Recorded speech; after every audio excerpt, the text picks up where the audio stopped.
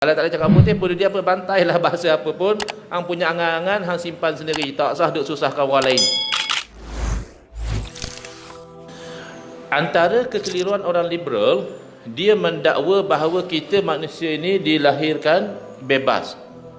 We are born free, dia kata. Kita manusia dilahirkan bebas. Apa poin dia? Poin dia, oleh kerana kita dilahirkan bebas, kita sepatutnya dibiarkan kekal bebas. Apa poin dia? Poin dia, agama tak perlu. Kan kita asalnya bebas. Kenapa nak ada agama kata ini haram, ini berdosa besar, ini tak boleh buat? Jadi kata dia tak kena. Oleh kerana kita lahir bebas, kita patut dibiarkan bebas sebagaimana asal. Baik. Cuba ingat ya. Kita boleh menggunakan dua pendekatan. Di dalam mendepani kekeliruan orang-orang liberal, kita gunakan dua pendekatan. Pendekatan yang pertama, kita tolak 100% apa yang orang liberal kata. Kita cakap hang ni merapu, hang cakap benda tak betul. Dah pergi main jauh-jauh. Kita tolak 100% ya apa yang dia cakap itu. Pendekatan yang kedua, kita mengambil pendekatan menolak sebahagian dan menerima sebahagian. Maknanya dalam teknik berhujjah, kita kata, ya betul, awak cakap tu betul, tetapi itu baru kita tolak kebatilan-kebatilan dia. Tengok poin yang mana. Boleh? Tolak 100% atau tolak sebahagian, itu dua cara. Untuk kekeliruan yang pertama ini, kita mengambil pendekatan tolak 100%. Kita kata, kamu tak betul, ini angan-angan kamu saja. Kerana hakikatnya, kita manusia tidak dilahirkan bebas. Kita perhati kepada diri kita dengan organ-organ yang ada di dalam badan kita ini, sebenarnya kita tidak bebas. Kita ambil sebagai contoh organ jantung ya. Ini organ yang sangat penting dan sangat rajin bekerja. Ya, buktinya apa? Sekarang kita tenang duduk di dalam daurah, dan bahkan mungkin sebahagian begitu tenang sehingga pejam matanya dan turun naik nafasnya itu begitu teratur sekali. Tapi dalam keadaan macam itu pun jantung sebenarnya jalan. Nanti insya-Allah selepas daripada sesi pertama ini, kita rehat atau kita ada makan malam atau apa, jantung jalan. Nanti dah malam dah lewat, kita pun dah penat, masing-masing dah mengantuk, kita tidur, jantung jalan. Masalah paling besar kalau jantung berhenti, kita jalan. Cuba tengok dengan baik. Jantung ini jalan atau jantung ini berhenti, sebenarnya bukan kita yang boleh kawal. Tak boleh kita sekarang ini mengatakan jantung saya nak bagi rehat 5 minit, lepas 5 minit nanti saya sambung balik. Tak boleh. So kita tak bebas. Dan bila jantung itu nak berhenti, tidak ada orang yang sehebat mana pun yang boleh meneruskan degupan jantung. Cuba lihat misalnya di IJN, di Institut Jantung Negara, walaupun di sana ada perubatan yang moden, ada peralatan yang canggih dan ada doktor-doktor pakar, sebenarnya di institut itulah ramai juga orang yang mati sakit jantung.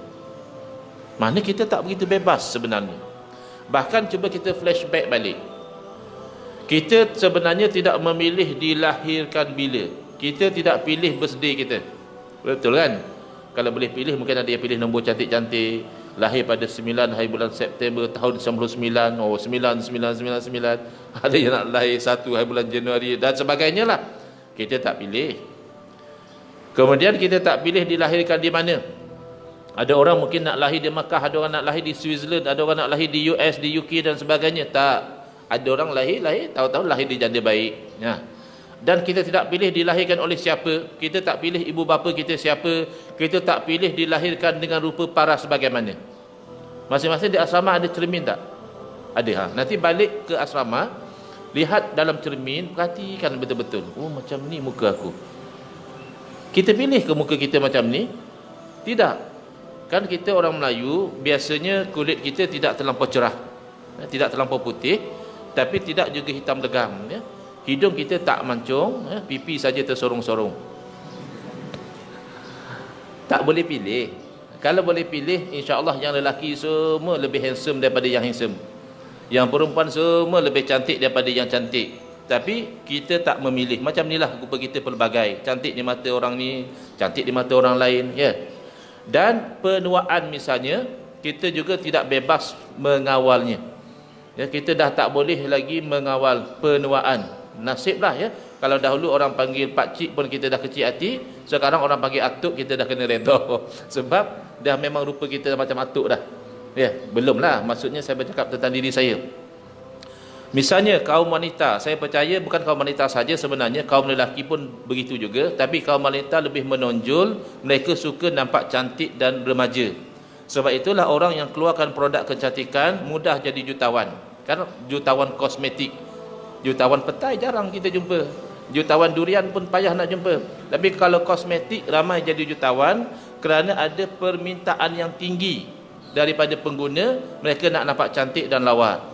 Tapi yang muslimat cuba perhatikan, yang belajar di santri ni mungkin lambat lagi lah, tapi yang datang daripada luar, cuba perhatikan lama kelamaan kulit makin kendur. Kemudian mata makin kabur. Bila buka tudung tengok dalam cermin, uban dah berterabur.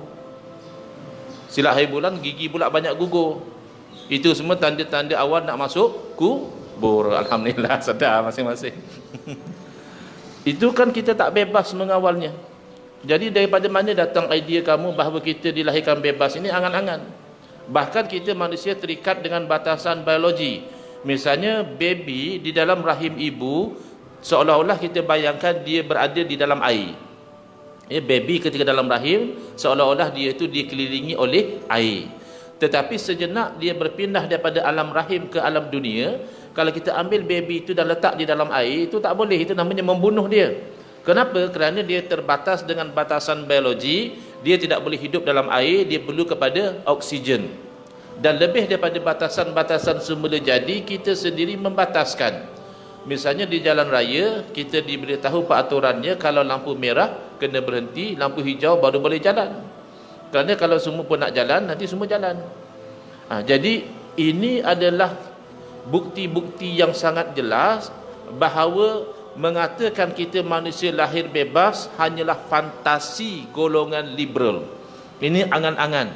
So kita cakap kepada dia, keep your fantasy to yourself. Kalau boleh cakap orang putih lah. Kalau tak ada cakap putih, boleh dia apa, bantailah bahasa apa pun. Hang punya angan-angan, hang simpan sendiri. Tak usah duk susahkan orang lain. Baik.